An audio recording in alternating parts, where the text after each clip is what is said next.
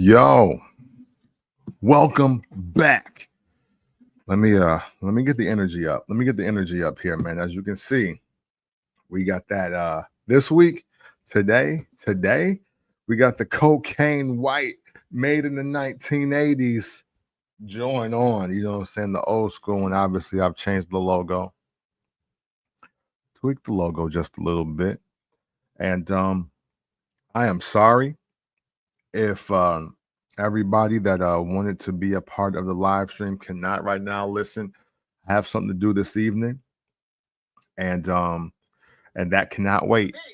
So I do have to do this live now.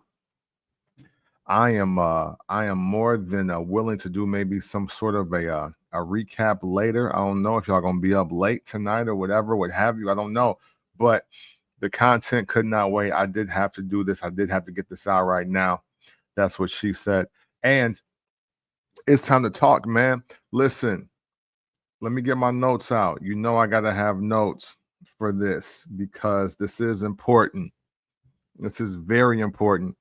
We are talking about one of those rare moments in time in this era, I should say. A rare moment in time in this era where hip hop is at the forefront, lyrics, song making, complete projects, all the things that I grew up being a fan of, or becoming a fan of different artists, becoming a fan of the rap music genre, becoming a fan of hip hop. Everything that made me a fan is on the forefront right now. And I could not do an episode specifically being geared towards that.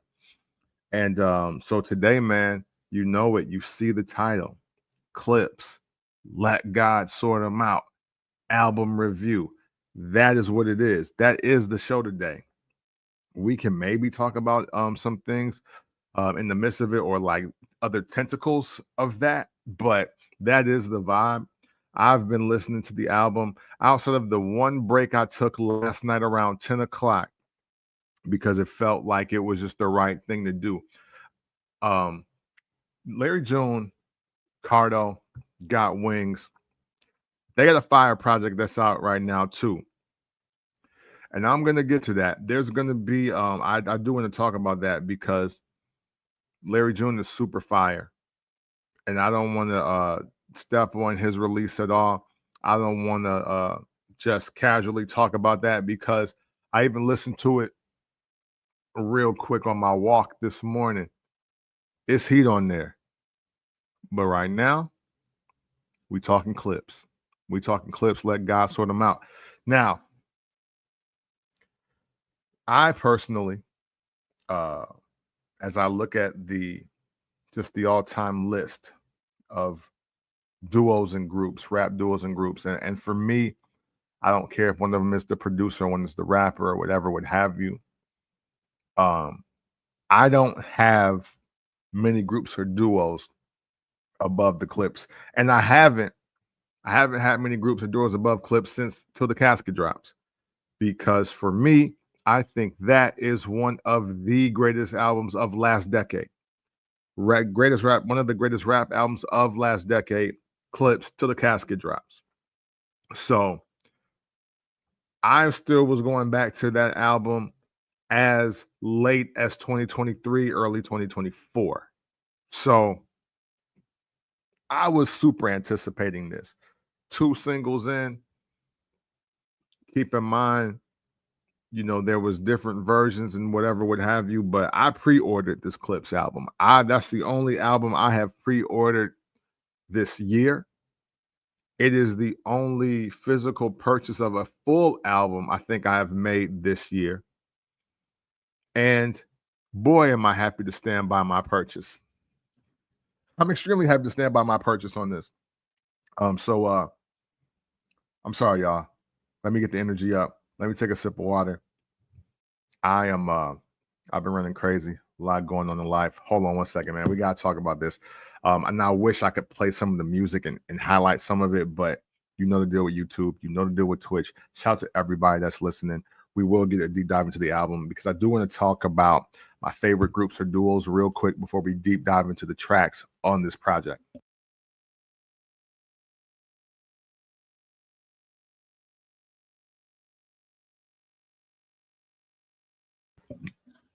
All right, man, here we go.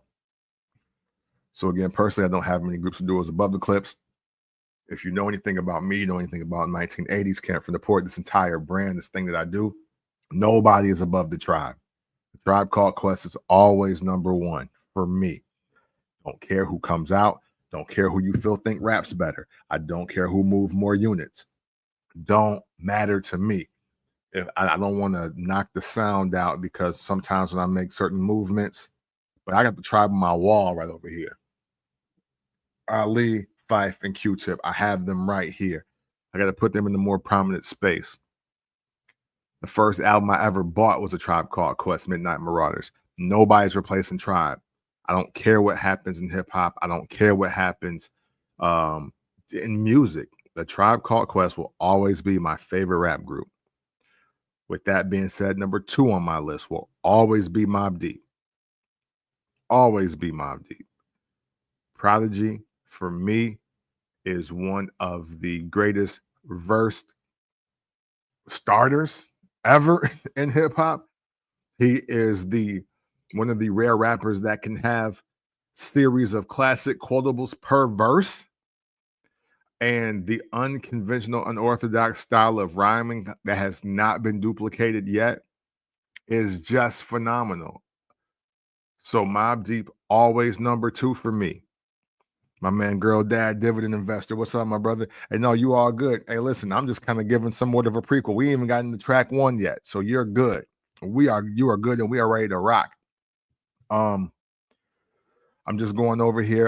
Matter of fact, to get you up to speed, just in case. Look, I personally don't have many duels or groups above Clipse, and it's been that way since Till the Casket Drop, which dropped in 2009. Right now, I'm going here. Look, Tribe number 1, Mobb Deep number 2.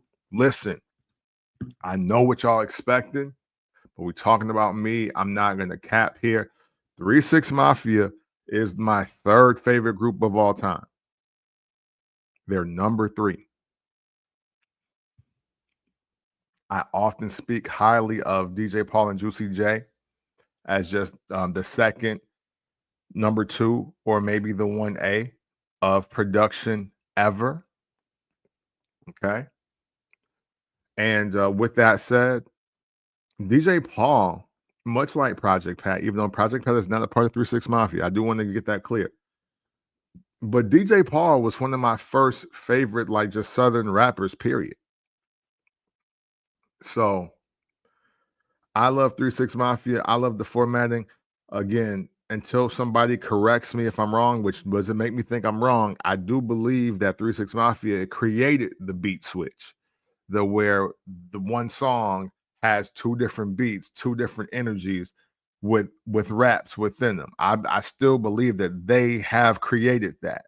I don't remember hearing it before 1992.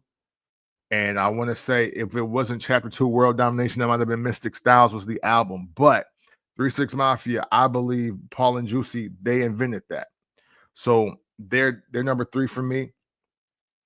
I do have Clipse at 4, and I have Lil Brother at 5. Now I know. Cam, where's Outkast? Outkast is super dope. Outkast is super nice. They got 2 diamond albums. They got classics. But we're talking about preference and favorites for me. And that's not that I don't love what they did and respect what they did. But for what I want to hear and where it goes, I'm sorry. I have Clipse and I have Lil Brother ahead of Outkast along with 3 6 Mafia. I do.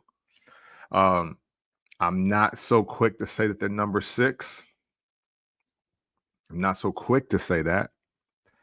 But I will say their catalog is far greater than Capone and Noriega's, although the War Report and the Reunion and the War Report too wasn't bad, actually. But we were talking about moments in time versus just history. So again, I'm never here to disrespect any other group. And I know that I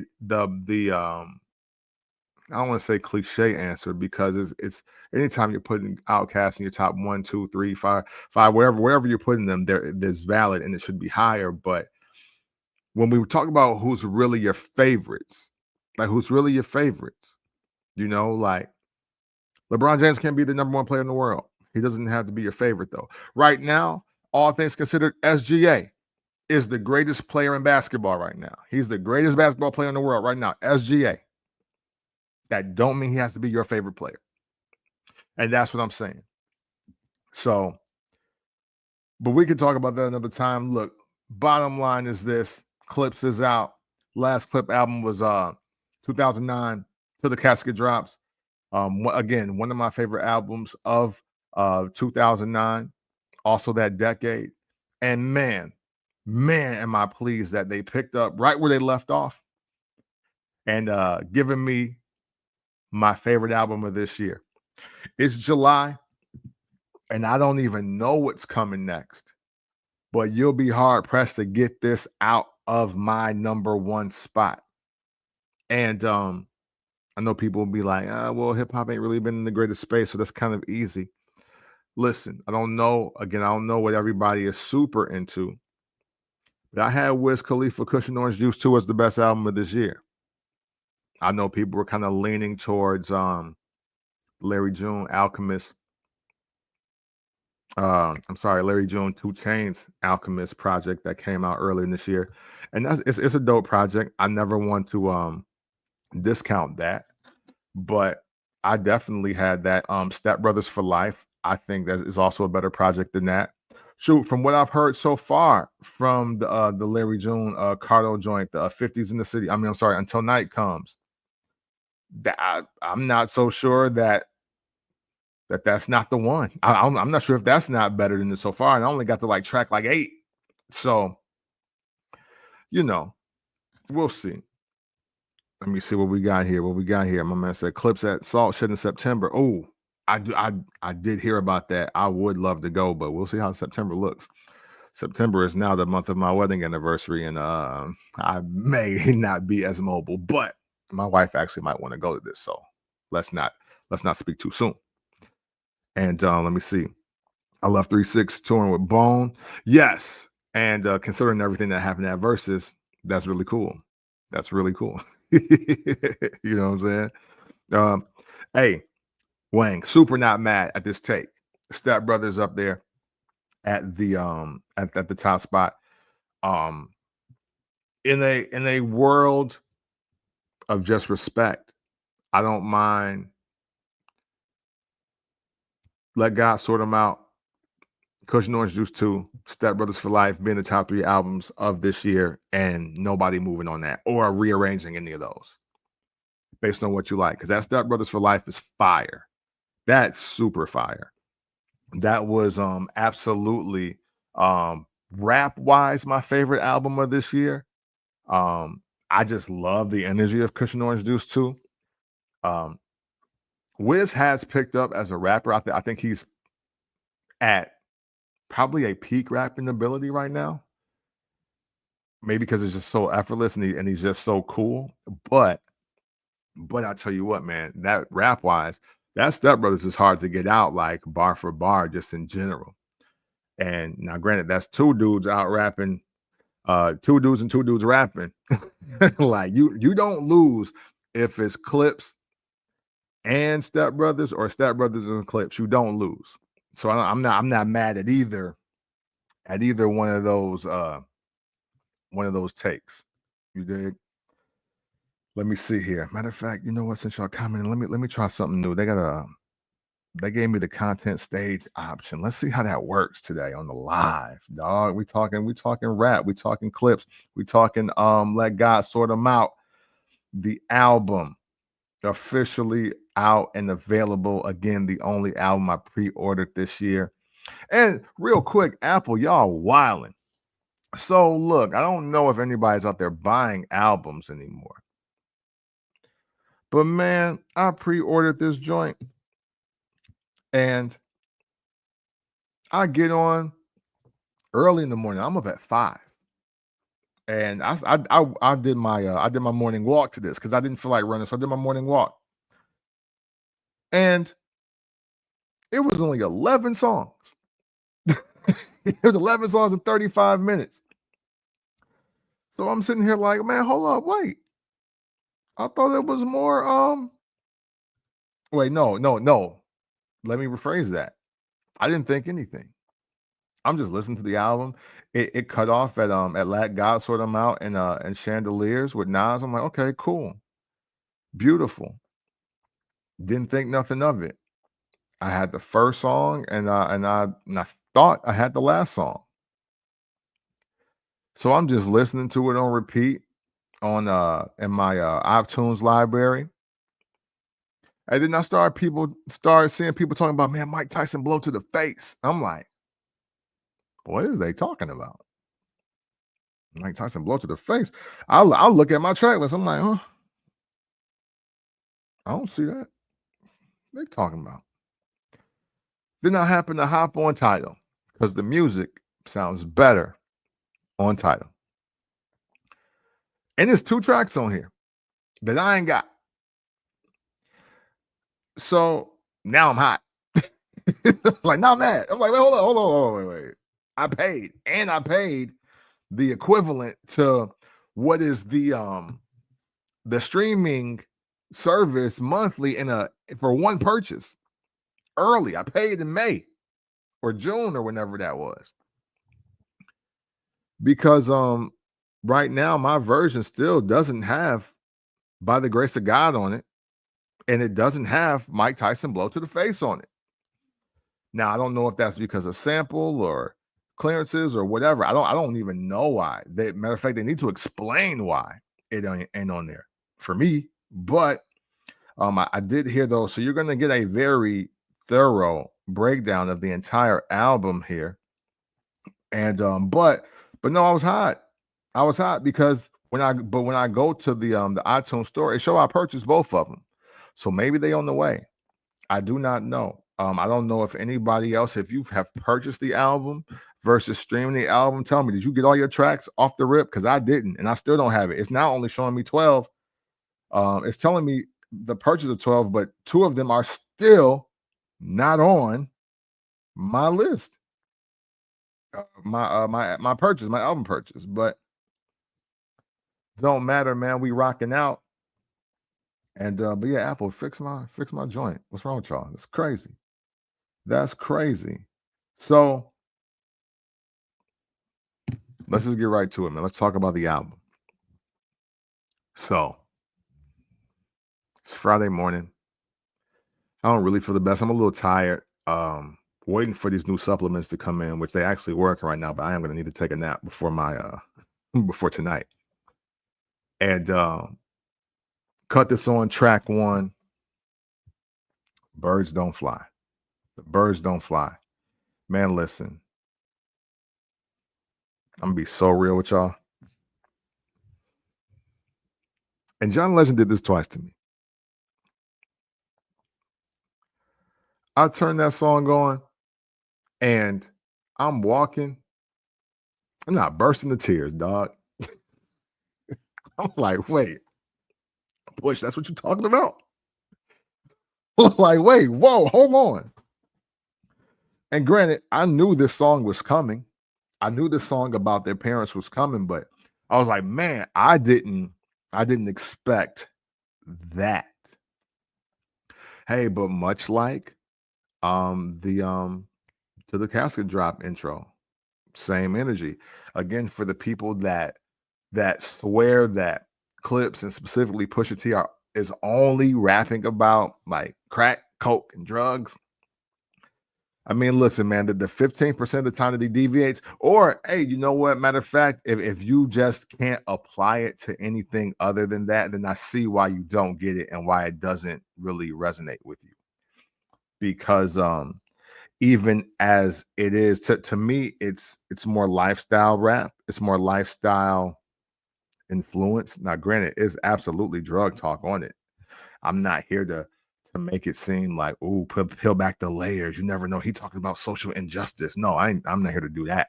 But I definitely can point out some verses. Matter of fact, some verses from Push, which are my favorite, where he's not talking about coke at all. And and even if it is a reference, maybe a line or two within the song, I can definitely point out some times where he just really just rapping, or he's really just kicking some other type of game. Shoot, Numbers on the Board is one of those examples. Just, I mean, for something off the top of my head. Crutches crosses caskets. Drake know about that because he made fun of him getting slapped by Diddy. But in that aspect, there isn't many songs that exist where you can just say, oh, he's only talking about drugs, and that's the only course of just content that you're going to be getting from him. So Birds Don't Sing, great start to the album. I think that was also a good way for Malice maybe to be reintroduced to people that never checked out the I'll call it the inspirational content, the gospel, because I don't want to call it like gospel rap. It really wasn't gospel rap he was doing. But again, I think if you were listening to the Casket Drops, you heard the transition from track 1 to the end. And I think it's 13 tracks on that album. But he's literally talking about his basically confliction with the rap game and all of their friends dying, going to jail, the game not being what it is, and how he needs to depart and make an exit.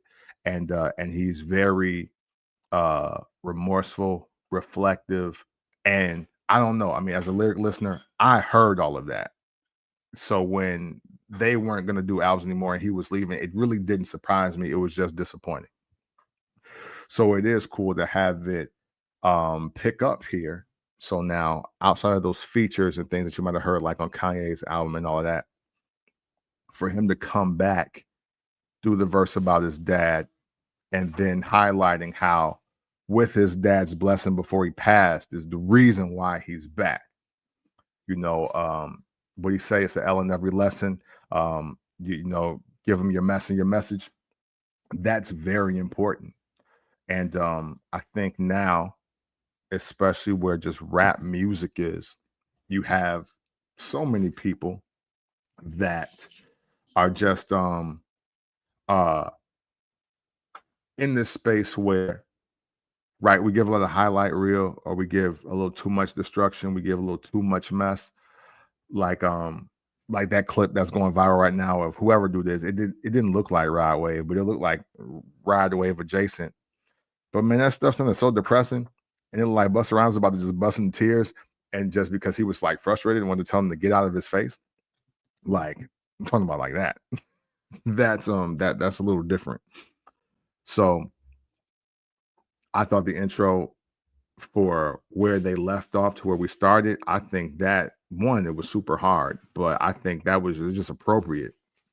You don't get many albums that start with purpose for a reason now, and I'm glad that one had one. Let's check out comments here real quick, even though we got the comment stage going on. It says my man Wang checking in. He said, I like that they started it with Birds Don't Sing. Most people will end with a song like that. Yes. Yeah, and you know what? I think that's very telling, right? Because I don't think I could hear Ace Trumpets and So Be It and POV, and then we get through all of that, and then it captures the same feeling. Birds Don't Sing captures the same feeling. You know what I'm saying? Like, sequencing and structuring of albums is very important. I know that again, in the world of playlists that we live in right now, people may not think too much of that, but it really means something. The structuring of your album, the sequencing of your album, what ride are you taking us on? Where is the sequencing? And I mean, obviously they're working with Pharrell. Pharrell's really great at sequencing albums. An album that I think many of us should probably go back and check out, because I have within the last year, 18 months, is In My Mind. His debut solo album, and the structuring of that and how that was set up is actually a very dope album. I think if that album releases in 2025, or just like in just post-pandemic, I think the reception of that is a little greater than what it is, more than what it was. I'll put it like that. So from there we go to Chains and Whips, right? Birds Don't Sing the Chains and Whips. Okay. So for everybody that may have forgot, this was what was tailored as the Jim Jones diss record, right? Was listed as the Jim Jones diss record because Jim Jones said something like Pusha T specifically is not a top 50 MC. He didn't think he was that great of a rapper or whatever. And it's just wild that Jim Jones just feels that he can just come out of his face and just talk about people who can and can't rap when it's like, dog, it literally took you 30 years. It literally took you 30 years to become a half-ass rapper. Like, that's the crazy part about everything Jim Jones for me. Like, dude, we were anticipating the Freaky Zeke album before Ballin'. We were.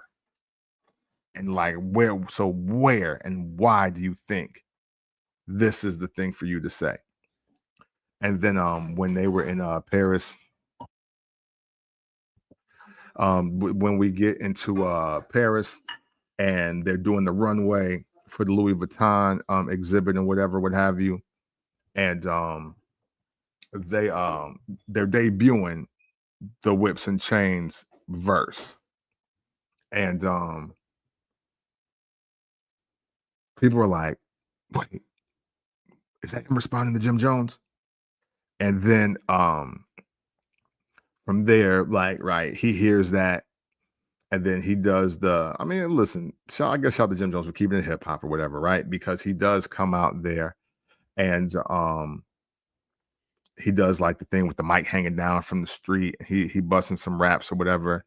I don't really remember it. Jim Jones is not loaded with quotables. You know what I'm saying? Like you know, he's not thirsty for quote. I mean, he's not that guy to where you're just like, oh man, quotable machine. Yo, remember when Jim Jones said this on that? I don't know what he even said, right? It don't even matter. And the illusion was that the illusion was that Pusha T was afraid to drop the record, or he was stalling on the record out of fear or whatever, because Jim Jones was so ready to respond. But now, as we look at the track list and we look and we hear the story behind the music, we know why. Because Kendrick Lamar was going to be on the record. Like, that's why. You know what I'm saying? And so Chains and Whips, and for not for nothing, this song is what holds up this album. We probably get this album last year. But Def Jam, I mean, this is not me speculating. This is not urban legend. This is literally, if you checked out any of the interviews during the promo run for Let God Sort 'Em Out, Push is saying, listen, we were trying to get this song cleared, but Def Jam was unable to clear the Kendrick verse because, I mean, in so many words, Drake is on UMG's head because UMG has Def Jam and I believe what other label? Not Interscope, but anyway, it don't even matter. Universal Def Jam is the label, and all three of them on there, but he didn't want the illusion of Push and Kendrick on a record that could be aimed at him. That's what he didn't. That's so he was so afraid of that and the optics of that. He held up this record. They loved the record so much. It's like, no, we'll just wait it out. We'll buy ourselves out our deal. We'll release this our own way, but this has to come out the way it does. And man, thank God that they stood on their own principles with that, because this is fire. This is super fire the way it is. I mean, granted, what we heard was already dope, but hey, listen, I got to give Kendrick some respect. I got to give Kendrick a lot of respect. I always call him a flow dude first. I don't really think that he has like a lot of like crazy like bars, but I must say, since what was it like that? So 2024, he's really stepped up in the bar category. Like it's more than wordplay. It's more than in flow now. He's really got some really slick and dope bars now. And the GNX album has got a lot of them on there as well. And this feature is no different. I do like this version of Kendrick more than anything, even though I do, again, I always say this content wise, I love Mr. Morale and Mr. Morale and the Big Steppers the most content wise as an album. I see the comments going a little crazy. I gotta read some of these.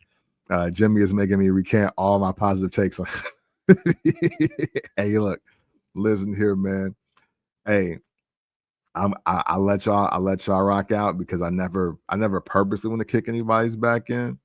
But Jim Jones is wilding, and it is because he won over people like you, Wang, and like some of the other homies. It's because he's won y'all over that the battery in his back became rechargeable, and that's why he talking like this. You know what I'm saying? Yo, thank you. The thirst for clicks is wild, and that's literally everything that's wrapped up into his just aesthetic, I guess, his aura, I guess. You know what? I'm going to talk about it a little bit later in a sidebar topic, but here's the deal also. I now believe everything that Cameron said about Jim Jones wanting to orchestrate the fake beef to get the streets talking so they could release music. Now it makes he didn't lie at all. Cam did not lie about that because look at the kind of stuff he's doing now. He literally is saying anybody name, whether it's Styles P, Pusha T, Nas, and what is he doing? Dropping music, dropping visuals, dropping projects. It's just like, bro, like you're really that bad overall. It's like you're just not moving the needle in the rap department, and that's why you're doing these things. Hey, the only one I got is Frankie. That's the one I got. I don't have it. Oh, bowling. Those are the quotables I know that we got. Down in Miami. I think that counts. But I don't really have more quotables than that. Sorry. You know what I'm saying? There you go. Thank you. Thank you. UMG got Def Jam, Interscope, Shady, and TDE. Yes. And also OVO. So Drake literally trying to stop the infighting. He's trying to stop the bleeding within the company but they're like, yo, come on, let the subsidiaries rock. Everybody got to win too, bro. You just can't win all the time. But man, I'm glad that protecting art, protecting craft, protecting hip hop, waiting and dropping chains and whips the way they wanted to drop it. Great. You know what I'm saying? Let me see. The next, come on now. POV. POV. You know what I'm saying? Let's talk real quick. Hold on. I'm sorry, y'all. Let me get back to these comments. Just recently saw the camp. Yeah. Yeah. Oh man, Coke the Scribe, what's going on, my man? What's happening with you? You know what I'm saying? All right. I'm gonna let the ticker go. I see we had over a half hour already. I'm gonna kind of lightning round after this song, but POV needs to be talked about in detail real quick because POV is my favorite song on this album. And I'm gonna say it's not even close today, but we're only 2 days and I'm on my 9th listen. So that's what I'm speaking of. But man, listen, I do want to say this. And I wrote this down. I want to read this how I wrote it. Every time Tyler the Creator raps, I want to tell DJ Khaled to shut his fat ass up. Like every time I've been hearing rap, ever since DJ Khaled was in that car trying to call Tyler the Creator a weirdo. Like, first of all, I'm not down with no Middle Easterns or people of other white or other saying anybody black is weird in hip hop when y'all in hip hop with us and we created it. I'm not with that.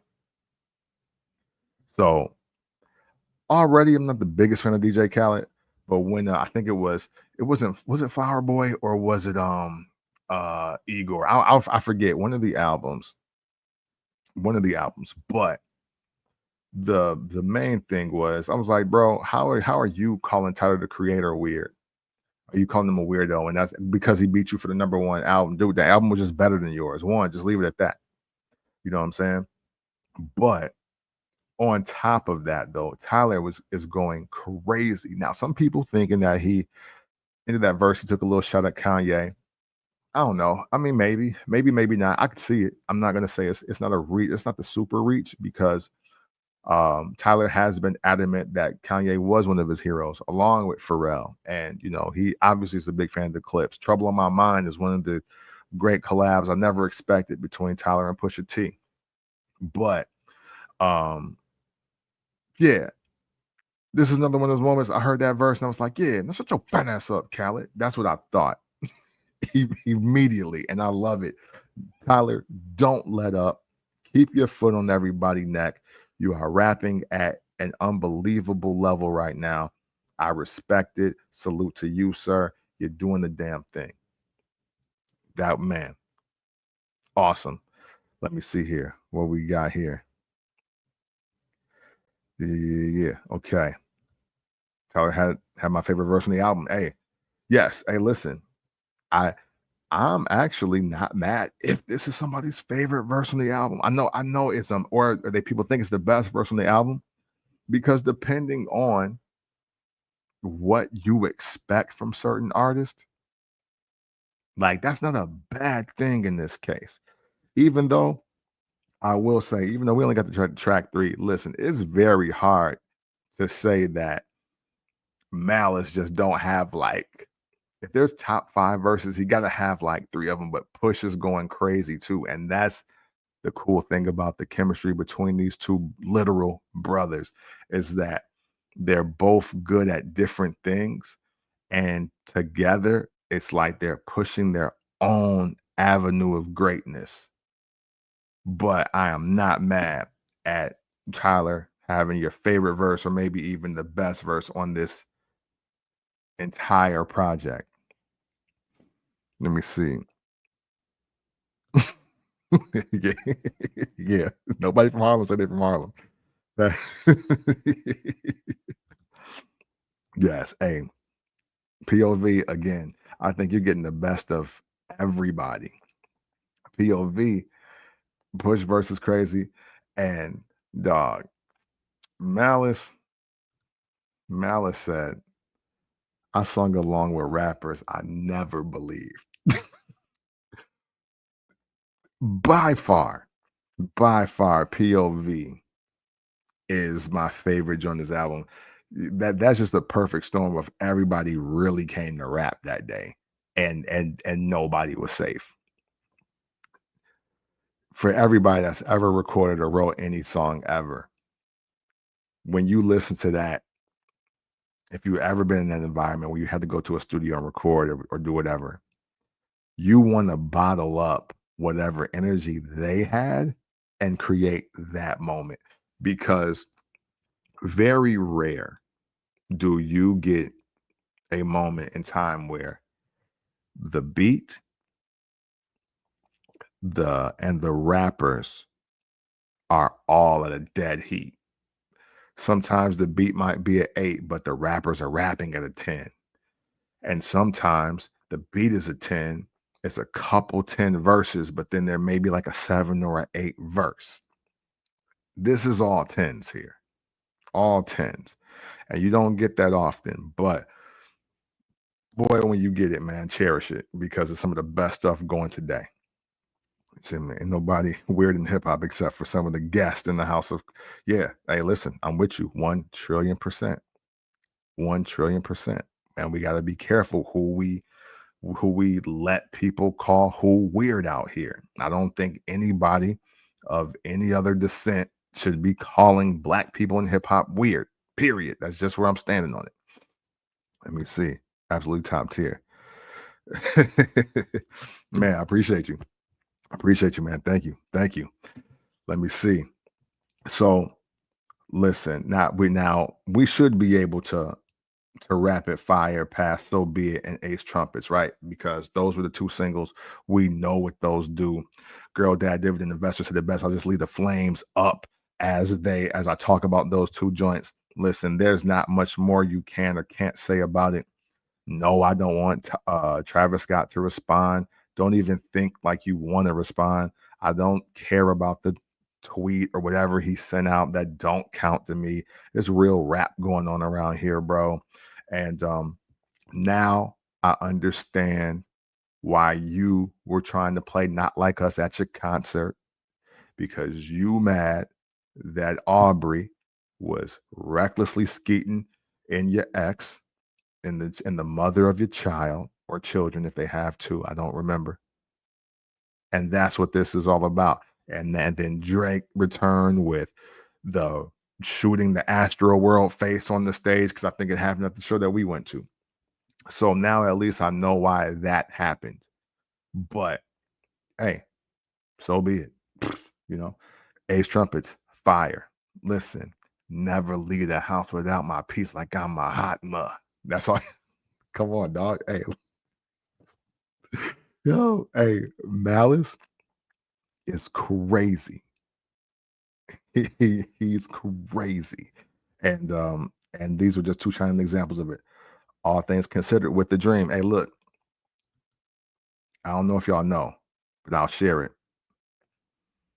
I'm not a Dream fan, right? I'm not. I'm just not. But I can't lie. Dream and Push don't miss. Dream and Push don't miss.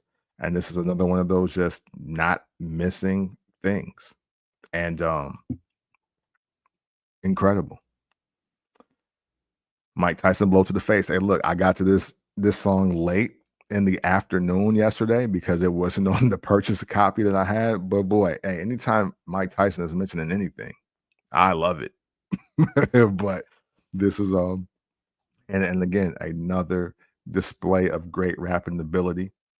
I love Ibada because I had to study it and I knew what it meant when I saw it. I was like, wait, is that that can't be what I think it is, because I think that's earnings before taxes. No, wait, earnings before interest, taxes, depreciation, and amortization. And then sure enough, when he was like, I'm 10 times the EBITDA, I was like, yeah, no, that's a finance term. He really means that. So literally, off the fact that the song literally does the song like Mike Tyson blow to the face, and then it's earnings before interest, taxes, depreciation, and amortization. Like, that's the title of the song. And EBITDA is a finance term. And it's hey, and not for nothing, it is the gauge on how you appreciate and value your assets. So if you want another layer to why that song is fire, there you go. Let me see. Was that Bun B ass talking out his mouth? Travis from Houston. He's gonna respond back. Oh man.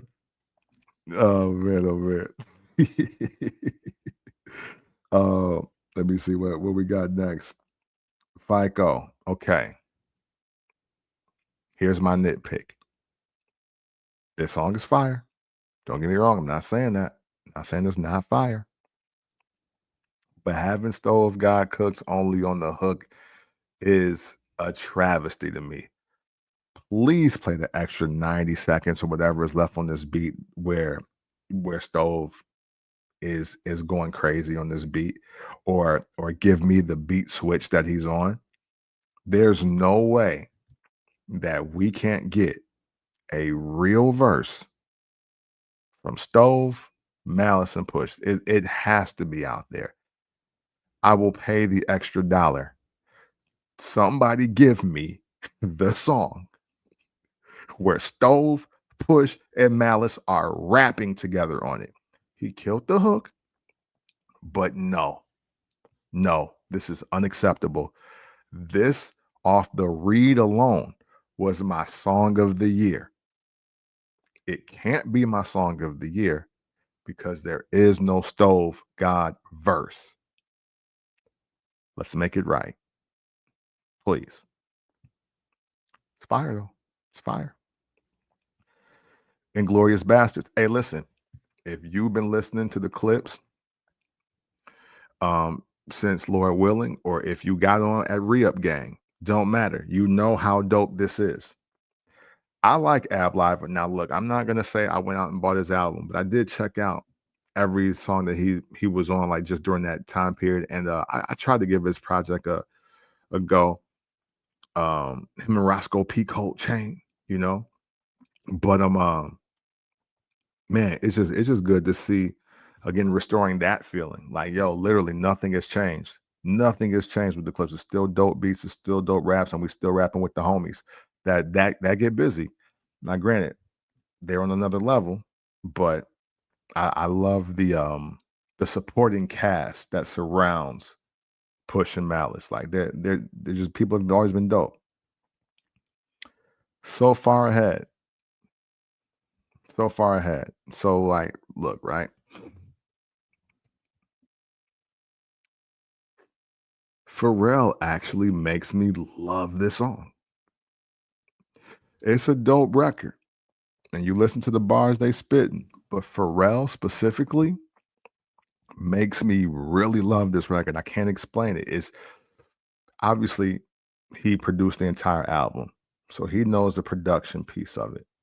But man, the way he chose to give that hook like that, where it almost feels like it could be like a Sam Cookish type of sample, and the tone in which he's delivering it, almost like he sped his own voice up or just did it like he manipulated his own vocals.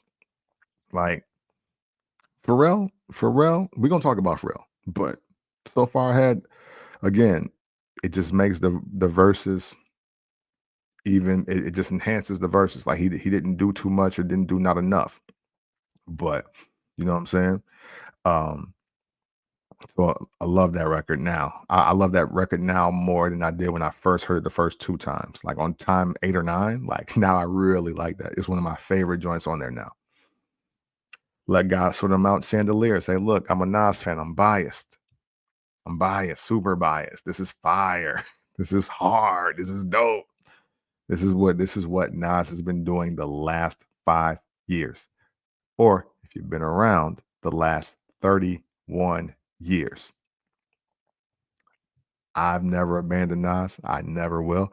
Much like A Tribe Called Quest will always be my favorite group of all time. Nas will always be my favorite rapper of all time. My favorite solo rapper of all time will always be Nas. It will not switch. I am not here to move anybody's goalpost. I stand on his catalog and you stand on whoever your favorite is, and we'll just disagree. And the Nas versus fire. Um, and by the grace of God, again, got to this song late, but I love the climax. This is the literal climax of the album. Again, more reflection from Malice. Um, a great way to end this album. Let God sort them out. And by the grace of God, we are still here because of everything that's transpired, because of what has happened. That is, I mean, what more could you ask for, man? Cohesiveness, you know what I'm saying? Sequencing, uh, just chronological order. There's so many great things to say about this album. 13 tracks, 40 minutes and 53 seconds. I'm going to get to the comments, and then we are going to just wrap up just my last fire points of this album. Let's see here. Yeah. So yeah, come on, man. We got it. We gotta do something. We got a petition or something, y'all. We gotta get this. We gotta get this stove verse out. Sorry, we gotta do it. You know. Yes, you already know. You know what it is. Listen, man. Hey, shout to all the Black finance people out there, man. We need more of us. Whether you're just learning for your own purpose or if you are learning for the purpose of helping others, man. Like again, see, it's not just Coke rap because who else is naming they songs EBITDA and it really mean what it's supposed to mean in just a very hip hop way. Who does it? Who does it?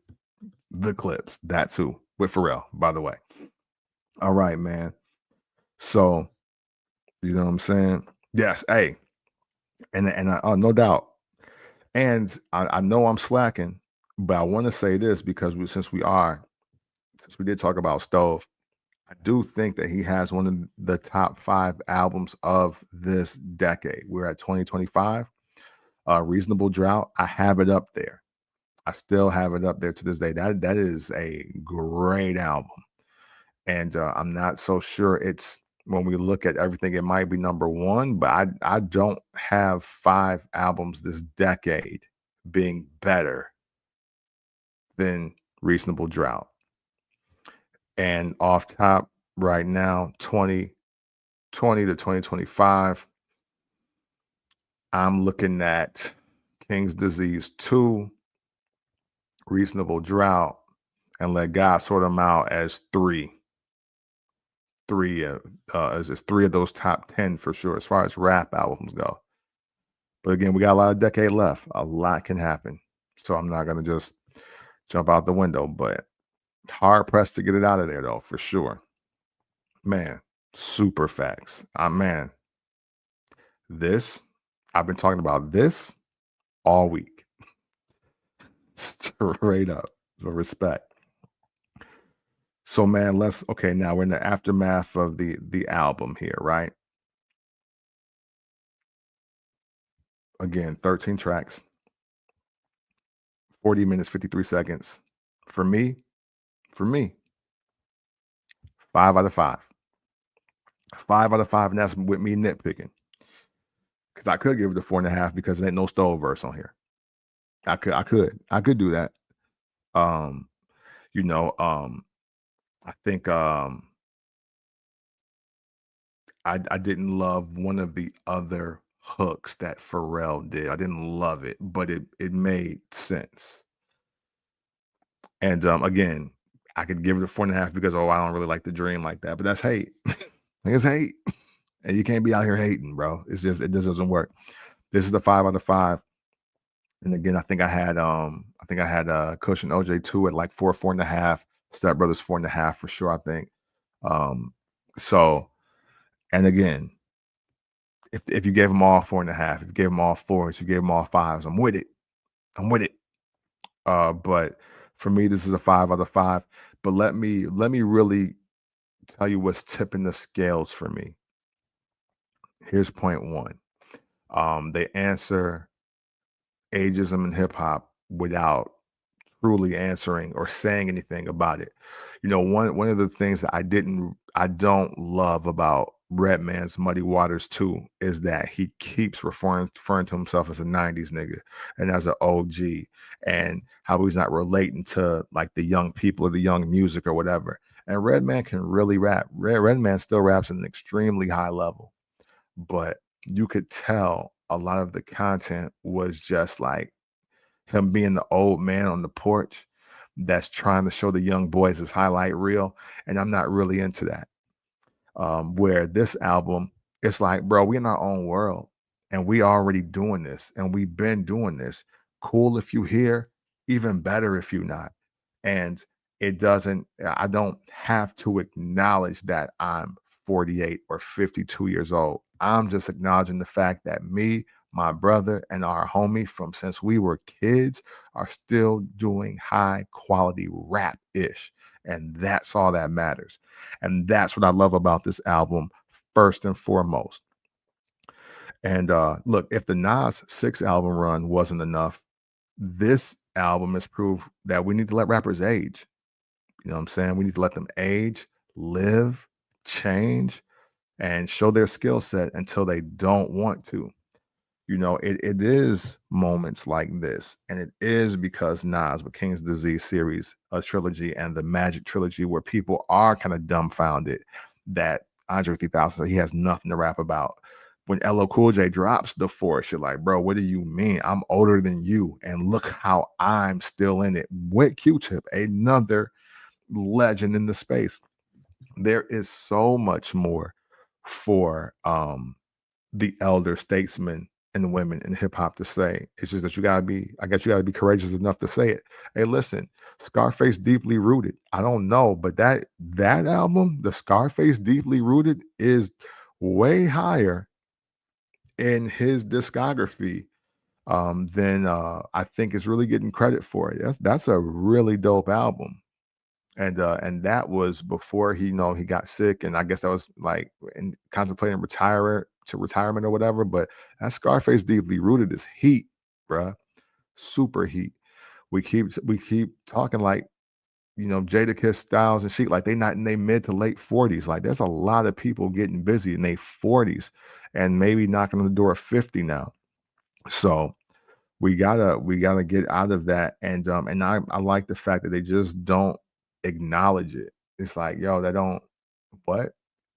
I shouldn't be rapping because of what? I shouldn't do this because of bro. I'm not here to hear that. And I'm still going. And also with this album, this is the first memorable promo run for an album that I've seen. I was gonna say maybe in 20 years, but I'll go 11. And this is where, if you out there and you hear this piece, whenever you hear this piece, and if you don't hear live, obviously I would love y'all feedback. Um, I think the last memorable promo run that really caused the stir was 11 years ago, and I'll give it to J. Cole when he did the Forest Hills Drive promo, which was obviously he dropped the tweet or whatever. And excuse me, and I think that was also the promo one where he went to people's houses. Like he literally went to some of his supporters' houses and kicked it with them, played the album for them, and like that became a thing. That was just a great way to promote it just within his own fan base. And then it becomes the Platinum with No Features album. But I really thought that's probably the most memorable one. I know there's been memorable like bundle packs or whatever.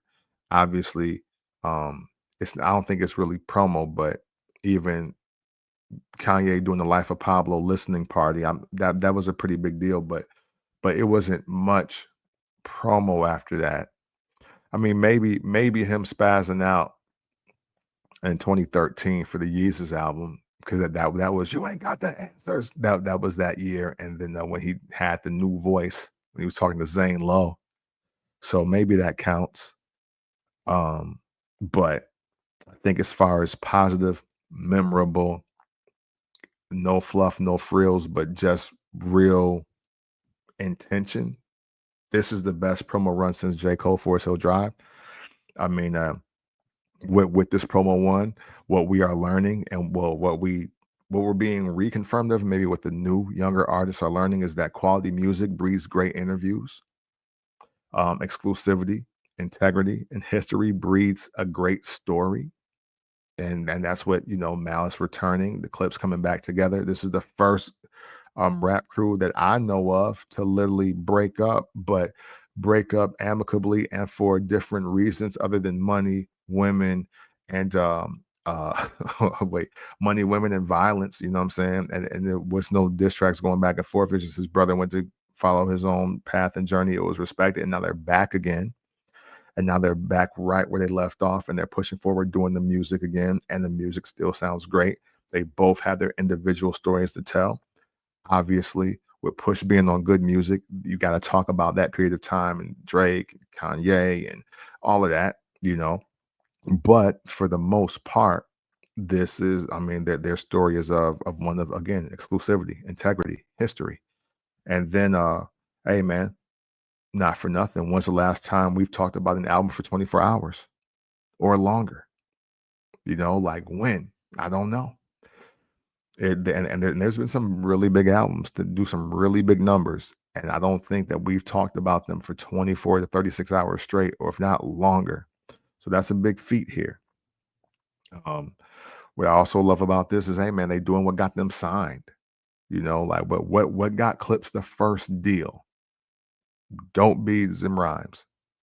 Don't beat Zim Rhymes. That's where it started. Lifestyle, making the rapper look like a superhero, having the superhero aura, like they don't look like they're so accessible, but they look great. And they look like they out here moving and grooving, but they not all over your social feeds and doing all the extra 1, 2 and all of that. They're actually promo running and campaigning. It's as we got into the blog era, I will say we got into a space where it was too many interviews. And then with it being too many interviews, it was too many people asking the exact same questions.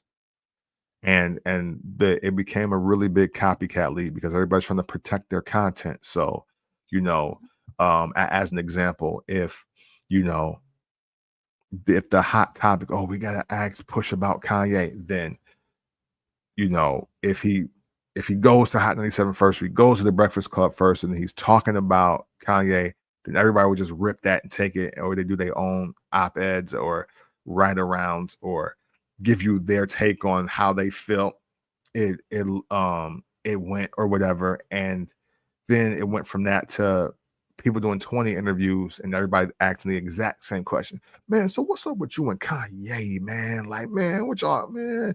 When y'all gonna piece it up and get back together and get back in the studio? Like, is it always that? So you gotta answer that 20 times. So now 20 people have asked the same person the same question. So there's no new content.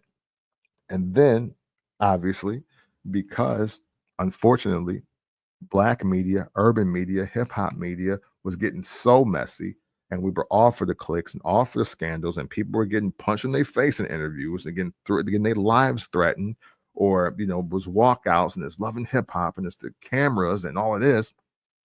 Artists just stopped doing interviews, or they only did the Breakfast Club and let God sort the rest of us out. Right?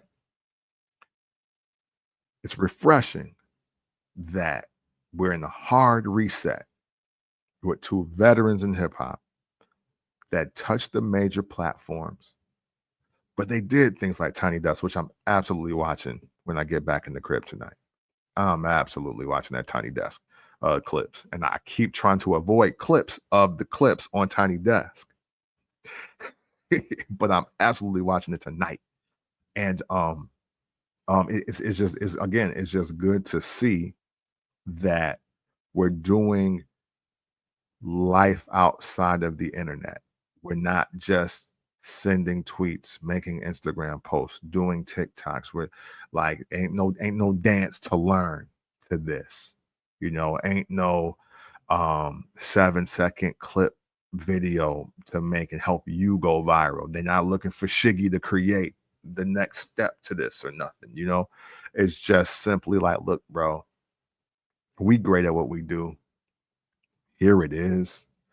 And this is what we about with the fashion, with the appearance, with the street talk, with the rap talk. And hey, look, you mess with it or you don't. Because this ain't all inclusive anyway. Again, I think I was just talking about this.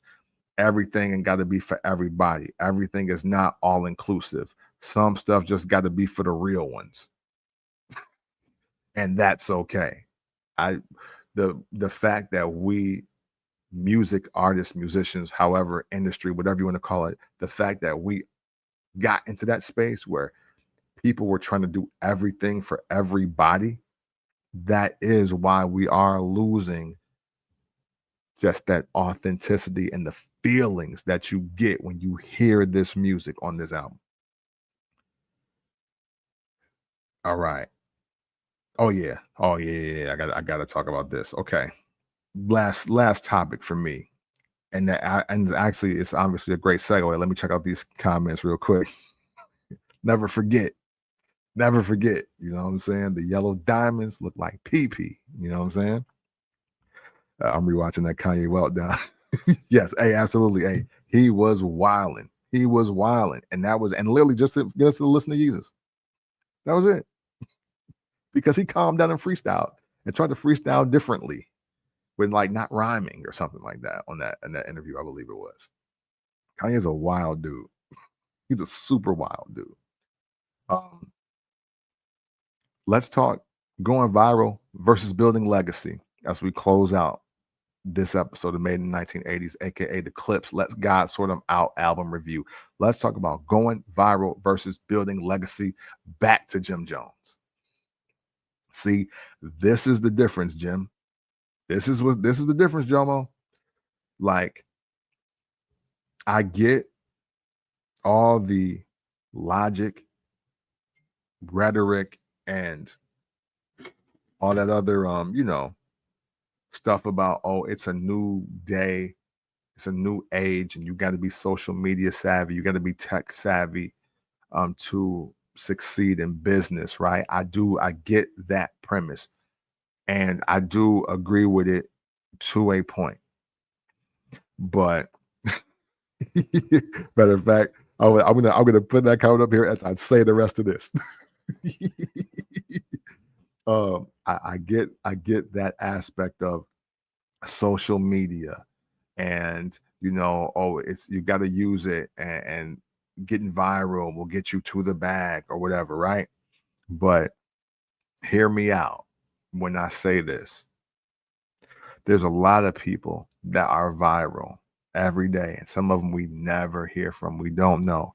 Some people are viral just because they ass fat, and the boy shorts or the sundress or the cleavage just hit right. And then you got some people that are absolutely viral for getting their head knocked off, or getting something thrown at them, or playing in traffic, or unfortunately getting shot at, or being the shooter. Like, it's a lot of reasons to go viral out here. That don't mean it's selling product. Jim Jones was out here painting the illusion to a lot of us that every time he go viral, that he's seeing millions of dollars and millions of benefits and millions of sales. Like, literally, one of his viral moments. Hold up. One of Jim Jones' viral moments is him saying, check his Billboard stats up against Nas and any of the rappers from his era, to see what he's done and the work that he's put in, only for all of us to just confirm you ain't got no hits like that, bro. And sure, you do go viral way more than Pusha T, Nas, and Styles P, and Jada, like whoever. You're going more viral than a lot of other rappers.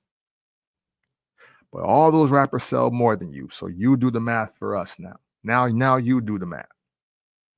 Because we know you don't get paid per stream like that. We know that. Like, the jig is up. The game is the game. Nobody's getting $1 per stream. So no, people are barely getting a penny per stream. Like, so help us out. Help us understand that. So help us understand how going viral is so great and so precious to you, because, and not that we should ever be gauging this, because you don't have to report your income or earnings to be on Forbes magazine, but there's just certain things I feel that if Jim Jones really had the money like that, he really wouldn't even be doing it. I'm not the biggest fan of Birdman as a rapper, as a music executive, as anything. But in real life, he got hundreds of millions of dollars in Tony Braxton. He could tell me some things about getting money. He could tell me some things about success. I have no choice but to give what he says about Drake and Wayne and Nicki. I got to give it credence, because why? One thing's for sure. Birdman has a lot of money, and Tony Braxton. Jim Jones, stop with the nonsense about how going viral is the real secret to this game. You're only fooling young people that think they want to be like you, being like them. Because legacy building is the real win here. And this is beyond Clipse, right? Obviously, they have a legacy built in place. Nas, legacy built in place. But let's go newer. Kendrick Lamar has a legacy built in place. That there is at least, and then this is, unless you're going back to Section 80s, but let's go back to Section 80. So there's like 15 years of a legacy of a certain quality of music that Kendrick Lamar puts out. that he don't need to be on the internet going viral. He's younger than you. So yeah, let's talk about the people younger than you that's not doing what you're doing. Kendrick Lamar is not doing what you're doing. Legacy builder. J. Cole, legacy builder, not doing what you're doing. Tyler the Creator, legacy builder, does a better version of what you're doing. Be clear. Before we got to Flower Boy and Igor and Call Me When You Get Lost, he was doing a way better version of what you're doing, and it was working. But again, the music was the real legacy builder here. Hey, look, not for nothing, NBA YoungBoy and Elite Chopper, like a lot of these young boys that are really getting real rap money, they're not doing what Jim Jones is doing. Y'all, don't be fooled. Don't be fooled. So, you gotta look at the difference in the music and the content going out. You know what I'm saying? Like, because look, Whips and Chains, Jim Jones, right? All of that. I just want everybody, whether you're a supporter of either rapper or neither rapper, right? It don't really matter. You just tell me 2025, where we sit, July. It's July 12th, 2025. If I gave you the choice, because I'm not God, if God gave you the choice right now, what rapper would you want to be? Pusha T or Jim Jones? Just let me know. Like, God was like, man, I want to give you a rap career. The catch is you got to be over 45. Who do you want to be? Jim Jones, Pusha T. What would your answer be? Because that's important here. I want to be with the guy that dropped Let God Sort Him Out. I want to be on that team with my older brother and our homie that's been making hits since Rump Shaker. That's where I want to be. So it's that simple, man. Never forget. That's why we listen to Birdman. That's why we listen to Birdman. At the end of the day, and look, I don't know who he robbed. I don't know if he paid who. I don't know. I don't know anything. I don't know anything for a fact. But there's one thing that is a fact, that even the people that eventually got paid, even if they feel it ain't enough, they say he got a lot of money. He got hundreds of millions of dollars. And Tony Braxton. And that's worth your time. That's worth your time. And he's not out here going viral, or not out here trying to go viral, and just over here just talking because he got lips. Don't be confused by the game, man. That's my final word for today. Especially rappers, rap music, rap supporters. Don't be fooled, man. The content is still winning. Quality music is still the win. Quality music, acting like you got some sense, being an enigma, being a superhero versus trying to be a celebrity and being a viral sensation. Like, those are still the wins in rap music, bro. It's not going to change. It's not going to change. There's a lot of end packs, not even mid packs. There's a lot of people are the regular pump out here. They're the regular pump at the station. They're not the mid grade. They regular, most likely with some ethanol, primarily water. That's what a lot of this stuff is out here. And because we're over consuming, we think it's a win, and it ain't. There are a lot of people that got signed to Atlantic. And where is Atlantic today as a label? With all those viral sensations they signed between 2015 to 2021, where are they? Appreciate y'all listening. Clipse, let God sort them out. Kill them all and let God sort them out. 5 out of 5 for me. Listen to the album if you haven't. Keep listening to the album if you already have. Purchase the album, because I think we need to get back to the culture of just buying fire material, no matter who it's from. If you really think something is fire, but now because that puts the onus on the artist, make fire and I'll buy it. You know, keep giving me your throwaways, keep putting something together real quick and throwing it out, and I'll stream it twice and we'll keep it moving. I purchase fire, bottom line. And I hope everybody else out there feels the exact same. Again, man, thank you. I'm going to send the audio to this out tonight. We won't wait because I think I'm killing some of my. I think I'm killing my audio only streams by dropping the 2 episodes all on Friday. So this will be coming out later today, if not tomorrow. But man, thank you for checking this out, man. I appreciate the engagement. I appreciate the support on the stream today. Thank y'all for rocking with me. Please again listen to that Clipse album. And this made in the 1980s. I'm happy to be here. I'm happy that you were here with me. And just know that always and consensually, it's love.